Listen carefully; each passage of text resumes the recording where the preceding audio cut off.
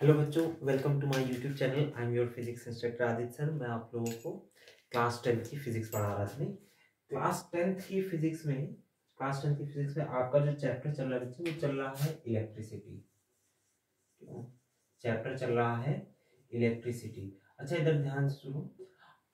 आपको मैंने बताया experimental verification of Ohm's law, है ना। क्या बताया था? Experimental verification of Ohm's law. ये आपका जो है एक्सपेरिमेंट है क्लास 10th में। ठीक, ये आपके प्रैक्टिकल से रिलेटेड है। ये आपका इकलौता प्रैक्टिकल है फिजिक्स का, जो कि टर्म 2 के लिए असाइंड है। और केमिस्ट्री का कोई प्रैक्टिकल नहीं है, बायोलॉजी का एक प्रैक्टिकल। दो प्रैक्टिकल है आपके, दो फाइल्स बनेंगी। ये आपको अभी बता दे रहा हूँ कैसे बनेंगे। इस बारे में डिटेल में आपको अगली वीडियोज में बताऊंगा, क्योंकि अभी स्कूल से जैसे आपको इंस्ट्रक्शन मिलेगा वो आप बाद में काम करेंगे। देखो, सबको बता देना कि हाँ वीडियोज जरूरी हो गई। क्यों? क्योंकि आपका प्रैक्टिकल से रिलेटेड क्या काम होना है वो मैं वीडियोज पे ही बताऊंगा शायद, जहां तक है। स्कूल नहीं खुलेगा अगर कुछ दिन, तो आपको इसी काम कराना होगा। देखो, इलेक्ट्रिसिटी में आपने जो पिछला लेक्चर पढ़ा था वो एक्सपेरिमेंटल वेरिफिकेशन था। आज हम पढ़ेंगे कि रेजिस्टेंस किस पर डिपेंड करता है, फैक्टर्स अफेक्टिंग रेजिस्टेंस। क्या पढ़ा बच्चे? Factors affecting resistance.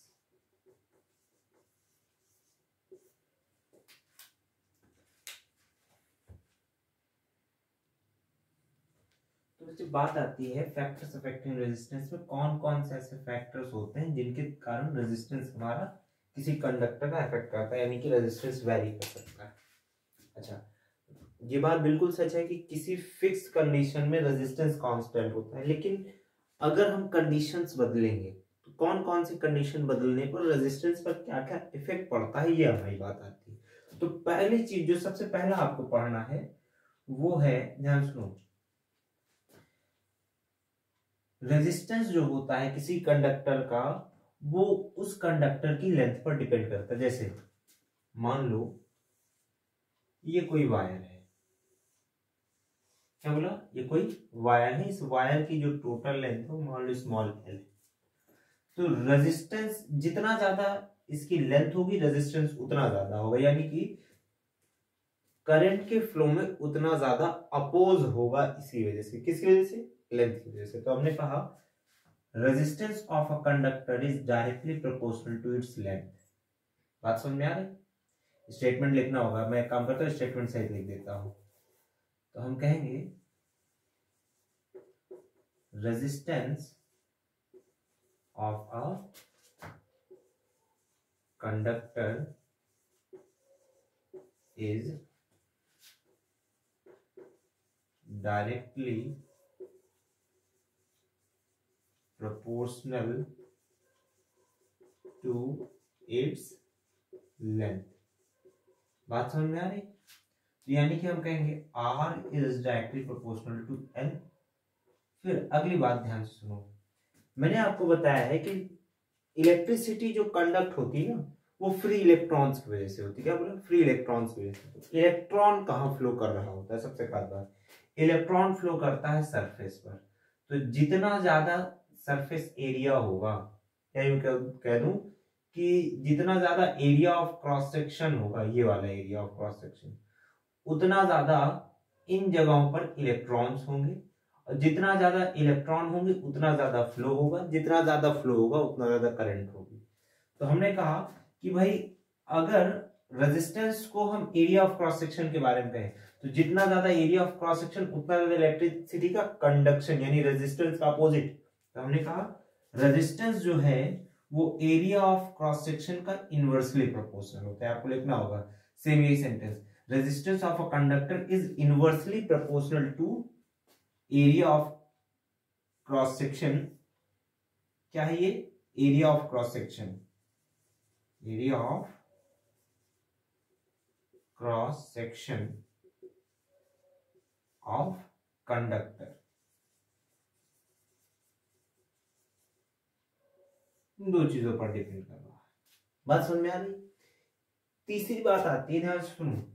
अगर ऐसा है तो मैं इक्वेशन 1 और इक्वेशन 2 को मिला दूं।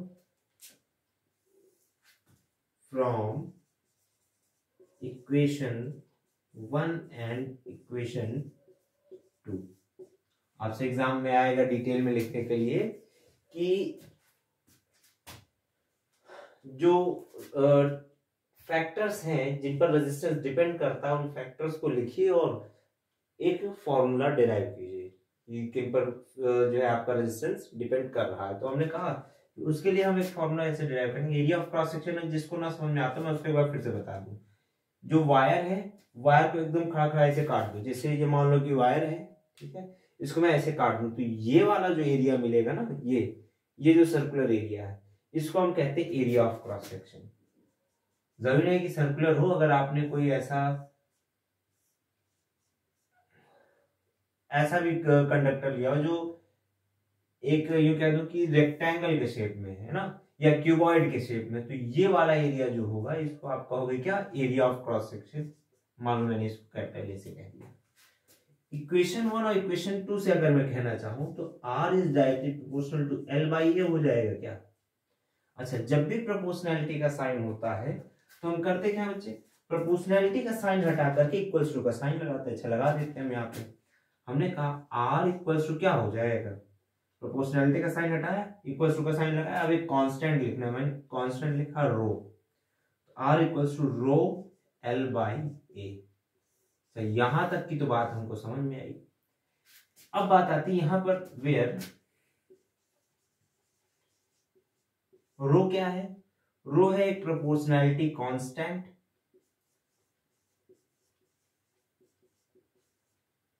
प्रोपोर्शनैलिटी ON है, proportionality constant.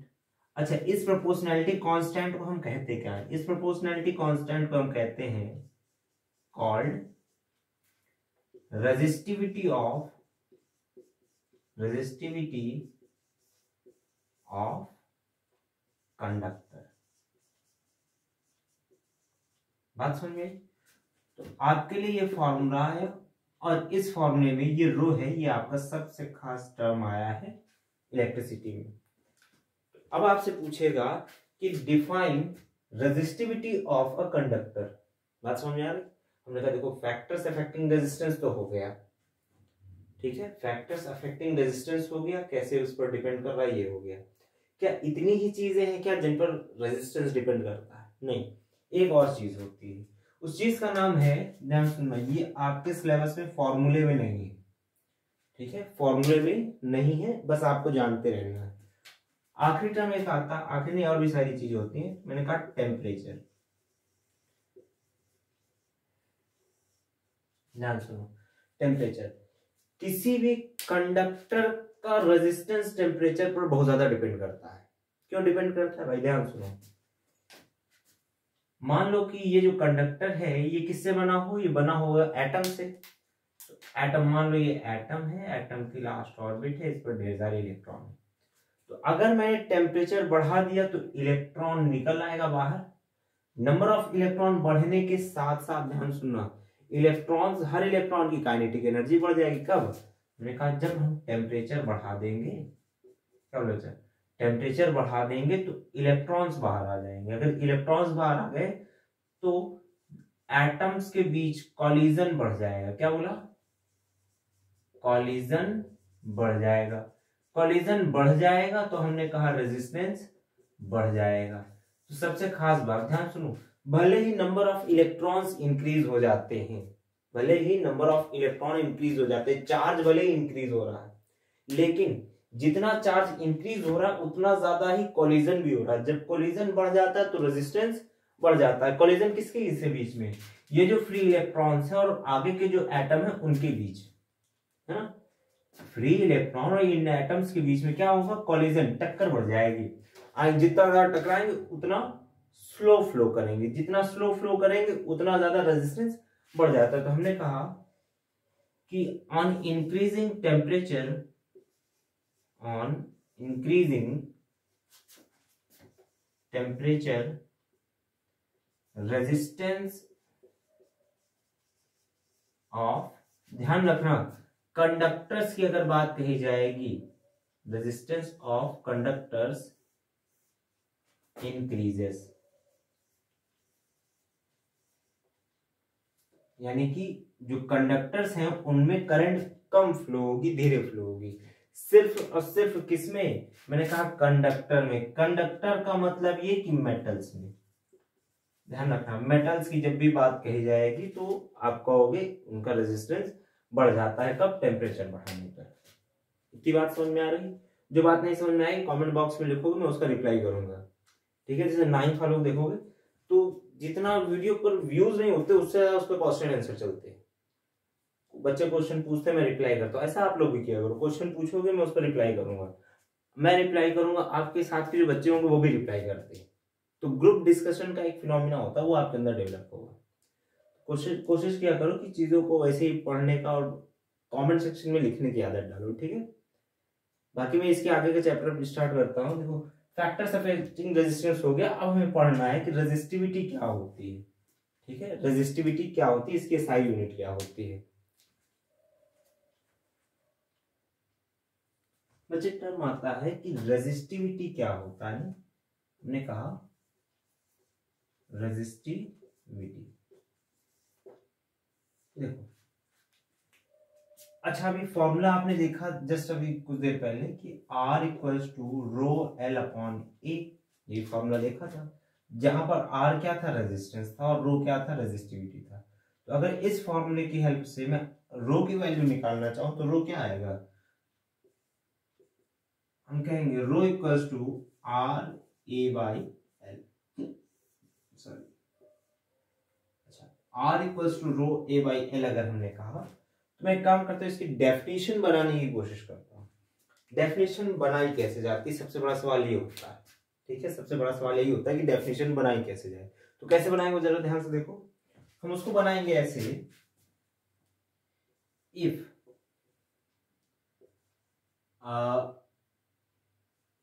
Area of cross section equals to 1 unit and L equals to 1 unit, दोनों को मैंने कह दिया एक एक यूनिट के हों, देन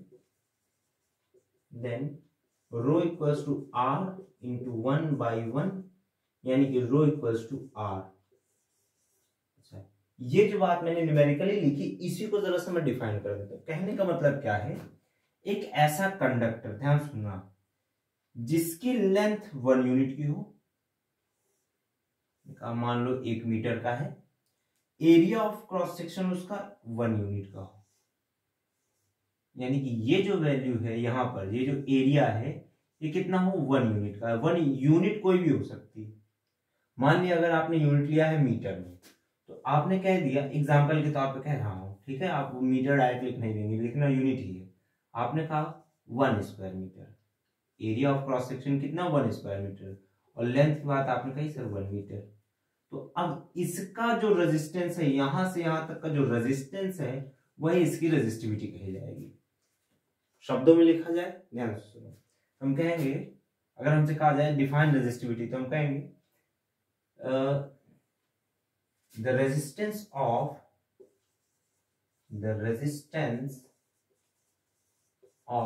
अ कंडक्टर ऑफ, ध्यान सुनते जाना, resistance of a conductor of length 1 unit and unit area of cross section, unit area of cross section is called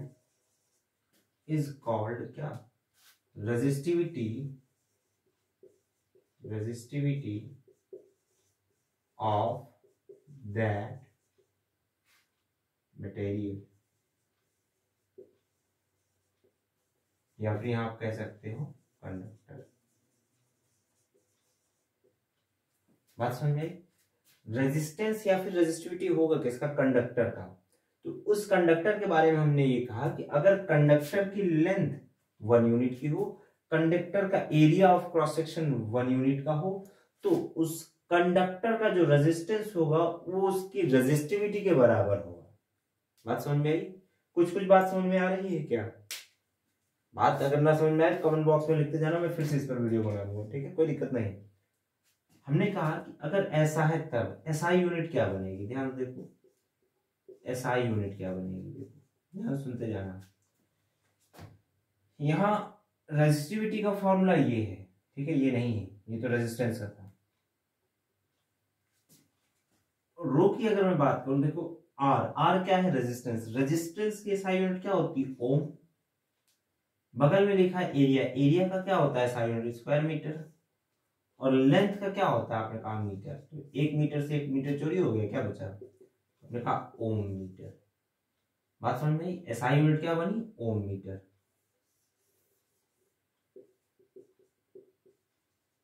ध्यान से सुनते जाना बच्चे। अभी कहा सर ओम मीटर की बात समझ में आ गई। एक चीज ध्यान रखना, किसी भी ऑब्जेक्ट, किसी भी कंडक्टर के लिए उसकी जो रेजिस्टिविटी होती है वो होती है कांस्टेंट, किसी भी कंडीशन में। बात समझ में, टेम्परेचर छोड़ करके, किसी भी कंडीशन में टेम्परेचर छोड़ करके अगर इन तीनों की बात कहा जाए, resistance, area of cross section और लेंथ, तो इन तीनों पर ही डिपेंड नहीं करता, जबकि रेजिस्टेंस जो था वो इन तीनों पर डिपेंड करता है। ध्यान सुन लो, अगर आपने कहा, ये बहुत खास मजेदार बात है, लेंथ पर डिपेंड नहीं करता है। अगर हमने कहा कंडक्टर है, ठीक है, ये मान लो कोई कंडक्टर है, इसमें यहां इतना सा टुकड़ा मैंने अलग काट लिया, मान लो काट करके मैंने अलग कर लिया, और मुझसे कहा गया इसकी रेजिस्टिविटी बताओ, तो मैंने कहा इसकी रेजिस्टिविटी अगर रो है और ये सेम मटेरियल है तो इसकी भी रेजिस्टिविटी रो होगी। लेकिन अगर इसका रेजिस्टेंस R1 है तो इसका रेजिस्टेंस R2 होगा, अलग अलग रेजिस्टेंस होंगे, रेजिस्टिविटी सेम होगी। रेजिस्टिविटी डायमेंशन पर डिपेंड नहीं करती, जबकि रेजिस्टेंस डायमेंशन पर डिपेंड करता है। इतनी बात समझ में आ रही है। अच्छा, जो बातें समझ में ना आ रही हो उस पर एक बात ये ध्यान रखना, न्यूमेरिकल लगाओगे तो ज्यादा बातें समझ में आएंगी। बात समझे, कुछ न्यूमेरिकल लगाओगे तो ज्यादा बातें समझ में आएंगी। काम करते इस पर कुछ न्यूमेरिकल लगा लेते इस टॉपिक पर, ठीक है।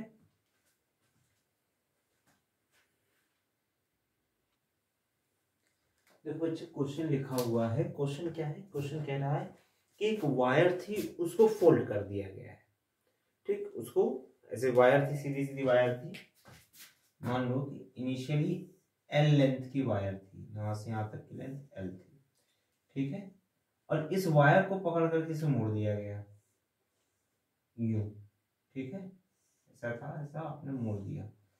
अब क्या होगा, ध्यान सुनना, जो लेंथ है वो लेंथ पहले की आधी हो गई, और इधर आपने कहा जो area of cross section A था वो अब क्या हो गया, अब ये डबल हो गया, आपने कहा सर 2a हो गया। बात समझ में आ रही। तो आपसे कहा कि अगर डबल कर दिया जाए तो रेजिस्टेंस पर क्या फर्क पड़ेगा, अगर इनिशियल रेजिस्टेंस 6 ओम रहा हो तब। तो हमने कहा इसके लिए सबसे आसान तरीका ये है, ध्यान देखो, फॉर्मूले पर आते हैं। हमने कहा सोल्यूशन पे आएंगे, हमने कहा गिवन क्या है, गिवन है इनिशियल रेजिस्टेंस जो कितना है, 6 ओम का है, ठीक है। क्या बोला, इनिशियल रेजिस्टेंस कितना बच्चे, 6 ओम का। तो हमने कहा let initial length of wire मान लेता हूं small L, and area of cross section, इसको मैंने कह दिया capital A. Then according to question, ध्यान सुनना बच्चे, क्वेश्चन के अकॉर्डिंग अगर हमसे ये